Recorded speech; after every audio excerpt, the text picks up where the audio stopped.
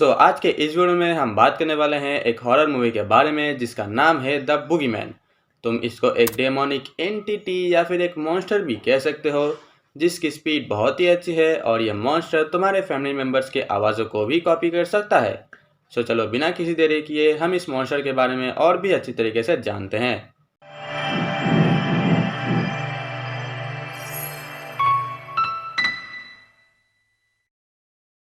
कहानी का शुरुआती दौर में हमारी मुलाकात होती है एनी नाम के एक बच्ची से, जिसके घर में एक डेमोनिक एंटिटी मौजूद है और वह उस बच्ची से ये भी कहता है कि वो ही उसके पिताजी हैं। एंड देन वो उस बच्ची को मार देता है। उसके बाद हमारी मुलाकात होती है हार्पर फैमिली से, जहाँ रहते हैं डॉक्टर विल हार्पर और उनकी दो बेटियाँ, बड़ी बेटी सैडी और छोटी बेटी सॉयर। जहाँ मिस्टर हार्पर पेशे से एक थेरेपिस्ट है और उनकी पत्नी एक एक्सीडेंट में मारी जा चुकी हैं। यहाँ पर हम ये क्लियरली देख सकते हैं कि इनकी ज़िंदगी बहुत ही अच्छी जा रही है। नो आई मीन उतनी भी अच्छी नहीं जा रही, बिकॉज उनका एक फैमिली मेम्बर मारा गया है तो वो उनको याद करते हैं। बट क्या करें, ज़िंदगी में तो आगे चलना ही है। खैर, इसके बाद हम ये देखते हैं कि मिस्टर हार्पर के पास एक पेशेंट आता है जिसका नाम लेस्टर है। लेस्टर हार्पर से कहता है कि उसके तीनों बच्चे 1 साल के अंदर ही मारे गए हैं, 1 बाय 1। लोगों को ये लगता है कि लेस्टर ने ही अपने बच्चों को मारा है, पर यह सच नहीं है। बल्कि लेस्टर का तो ये मानना है कि उसके बच्चों को एक मॉन्स्टर ने मारा है, जो कि तब आता है जब आप अपने बच्चों के ऊपर ध्यान नहीं देते। उसकी बातों को सुनकर हार्पर थोड़ा सा घबरा जाता है और वह टॉयलेट जाने का बहाना करके तुरंत पुलिस को कॉल लगाता है। एंड तभी सैडी क्लोजेट की तरफ बढ़ती है, क्योंकि वहाँ से कुछ मारा पीटी की आवाज़ें आ रही थी। और जैसे ही सैडी वो क्लोजेट खोलती है तो वह देखती है कि लेस्टर मर चुका है। पुलिस इन्वेस्टिगेशन के बाद ये कहती है कि शायद लेस्टर की दिमागी हालत ठीक नहीं थी, इसीलिए उसने अपने आप को ही मार लिया। ये सब पुलिस के प्रोसेस हो जाने के बाद सॉयर सैडी के पास आती है, क्योंकि उसका एक दांत टूटने वाला था। तो सैडी सॉयर के दांत को कमरे के दरवाजे से बांध देती है ताकि सॉयर का दांत जल्द ही निकल जाए, पर वह दरवाज़ा अपने आप ही बहुत ही ज़ोर से बंद हो जाता है। एंड इसके बाद सॉयर रो रही थी, तो इसीलिए अब वह अपनी बड़ी बहन के साथ ही सो जाती है, जहां हम ये देखते हैं कि वह मॉन्स्टर सॉयर के उस दांत को अपनी तरफ खींच लेता है। अगले ही दिन सैडी और सॉयर अपने थेरेपिस्ट डॉक्टर वेलर के पास जाते हैं एंड ये लोग यहाँ पर एक टेस्ट करते हैं ताकि सॉयर का डर दूर हो सके। एंड एक पॉइंट पर सॉयर उस मॉन्स्टर को यहाँ पर भी देखती है और वो बहुत ही डर जाती है। इसके बाद घर आकर सैडी लेस्टर के बारे में जानने की कोशिश करती है, उसके पापा और लेस्टर के कॉन्वर्सेशन रिकॉर्डिंग के मदद से, जहाँ उसने एक पेंटिंग का भी जिक्र किया है। और सैडी उस मॉन्स्टर के पेंटिंग को भी ढूंढ निकालती है, जो कि दिखने में बहुत ही अजीब था। एंड वहीं दूसरी तरफ सॉयर को यह मॉन्स्टर डरा रहा था, पर सॉयर को यह लगता है कि सैडी उसके साथ प्रैंक कर रही है। सॉयर उसी वक्त सैडी के पास जाती है और जब सैडी उस ड्राइंग को सॉयर को दिखाती हुई ये पूछती है कि क्या तुम इसी मॉन्स्टर को देखती हो, तो सॉयर जवाब देती है हाँ। अगले ही दिन सैडी लेस्टर के घर जाती है, जहाँ उसकी मुलाकात होती है लेस्टर की पत्नी रीटा से। रीटा उस मॉन्स्टर को बुलाती है द बूगीमैन।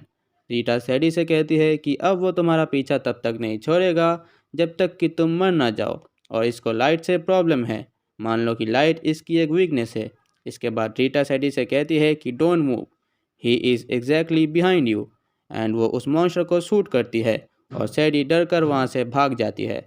इसके बाद उसके सो कॉल्ड दोस्त सैडी के घर में पार्टी करने के लिए आते हैं ताकि उसका मूड ठीक हो सके, और ये लोग वहाँ पर नशे कर रहे थे और इसी वजह से सैडी खांसने लगती है, जहाँ हम ये देखते हैं कि सैडी अपने अंदर से सॉयर के दांत को निकाल रही है रस्सी के साथ। आफ्टर डैट सैडी के दोस्त उससे कहते हैं कि उनको वो कमरा देखना है जहाँ पर लेस्टर मारा गया था, पर वो लोग सैडी को ही अंदर धक्का देकर उस कमरे को बंद कर देते हैं, जहाँ सैडी अगेन उस बुगीमैन को देखती है। एंड ये मॉन्स्टर सैडी पर अटैक करने ही वाला था, पर सैडी जैसे तैसे करके उस कमरे से बाहर निकल जाती है। इसके बाद सैडी उन दोस्तों से झगड़ा करती है, जिस वजह से पार्टी का दी एंड हो जाता है। और वहीं दूसरी तरफ सॉयर प्ले स्टेशन में गेम खेल रही थी कि तभी बुगीमैन उसको अटैक करता है और सॉयर घायल हो जाती है।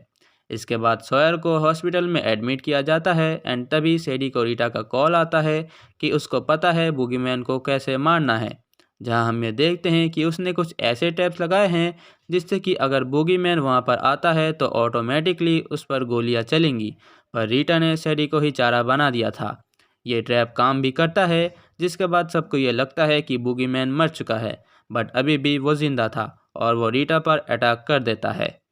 सैडी वहाँ से जैसे तैसे करके बाहर निकलती है और वो अपने पिताजी को कॉल करती है, जहाँ हम ये देखते हैं कि अब वो लोग अपने घर आ चुके हैं एंड तभी बूगीमैन उन पर भी अटैक कर देता है। ये सुनकर सैडी भागते हुई अपने घर आती है, जहाँ वो सॉयर को एक क्लोजेट में छुपी हुई पाती है। इसका मतलब उनके पिताजी अभी भी खतरे में हैं। जिसके बाद ये दोनों बहनें बेसमेंट में जाती हैं एंड वो लोग बुगीमैन को कैन स्प्रे और लाइटर के मदद से जला देते हैं, जिसके कारण उनका पूरा घर भी जल जाता है। एंड एट द एंड हम अगेन डॉक्टर वेलर का सेशन देखते हैं, जहां अब इनकी फुल फैमिली मौजूद है एंड अब ये तीनों ही इस मॉन्स्टर के बारे में डॉक्टर वेलर को बताते हैं। सेशन के बाद जब ये लोग वहां से निकल रहे थे, तब सेडी को डॉक्टर वेलर पीछे से कॉल देती हैं एंड सेडी देखती है कि उनका एक क्लोजेट खुला हुआ है और तभी वहाँ पर डॉक्टर वेलर आकर सैडी से कहती है कि अरे तुम अभी तक घर नहीं गई। इसका मतलब वो मॉन्स्टर डॉक्टर वेलर की आवाज़ निकाल रहा था, यानी कि वो मॉन्स्टर अभी भी जिंदा है। एंड इसी के साथ इस मूवी को एंड किया जाता है। देखो, फर्स्ट ऑफ ऑल तो मैं यही कहना चाहूँगा कि यहाँ पर तुम बूगीमैन से डरो या ना डरो, पर तुम इसके साउंड इफेक्ट से ज़रूर डर जाओगे। यहाँ पर कुछ ऐसे अनएक्सपेक्टेड साउंड थे जो कि तुम्हें कुछ सेकंड्स के लिए चौंका कर रख देंगे। एंड बात करें अगर वीएफएक्स की, तो वो भी मेरे हिसाब से सही था, बट इसकी स्टोरी लाइन मुझे थोड़ी सी अजीब लगी। जब लिस्टर ने यह कहा कि बूगीमैन तभी आता है जब हम अपने बच्चों पर ध्यान नहीं देते। देखो, ये तो मेरे लिए एकदम आउट ऑफ द सिलेबस हो गया, क्योंकि ऐसा रीज़न मैंने तो कभी सुना ही नहीं था। मेरे हिसाब से अगर यहाँ पर कुछ अलग रीज़न या फिर कुछ रिचुअल वगैरह होता, जैसे कि मान लो उनकी मम्मी हाल ही में मारी गई थी, तो अगर ये लोग उनकी मम्मी के आत्मा से बात करने के कारण एक दूसरा आत्मा आज़ाद हो गया जिसका नाम बूगीमैन था, तो ये भी काइंड ऑफ माना जा सकता था। और बात करें अगर मेरे फेवरेट सीन की, तो जब सैडी अपने अंदर से सॉयर का वो दांत निकाल रही थी, वो मेरा फेवरेट सीन है। उसको देखने के बाद I was like, oh that is fascinating. खैर देखो, इसके अलावा भी हमें ये मूवी सिखाती है कि तुम्हारे लिए अकेलापन कितना हानिकारक हो सकता है। अगर तुम अकेले हो भी तो तुम उसमें खुश रहने की कोशिश करो, पर उस अकेलेपन में अगर तुम किसी को याद कर रहे हो तो मेरे भाई तुम्हारे इल लगने वाले हैं, क्योंकि लोगों की यादें पागल कर देती है, बातें पागल कर देती है। दिन तो खैर गुजर ही जाता है, पर रातें पागल कर देती है। खैर देखो, ये तो सिर्फ मेरा ओपिनियन था। अब तुम भी जाओ ये वाली मूवी देखो। यहाँ पर कोई एडल्ट वाले सीन भी नहीं है, तो तुम इसको अपने फैमिली एंड फ्रेंड्स के साथ भी देख सकते हो। एंड उसके बाद एज ऑलवेज तुम अपना एक्सपीरियंस मुझे कमेंट में ज़रूर बताना, और लाइक शेयर सब्सक्राइब तुम अपने हिसाब से कर देना। बाकी मैं चलता हूँ, मैं तुमसे फिर मिलूंगा किसी नए वीडियो किसी नए टॉपिक के साथ। तब तक के लिए अलविदा। थोड़ा थोड़ा तुझसे सीखा प्यार करने का तरीका, दिल के खुदा के मुझ पे इनायत है तू। I love you.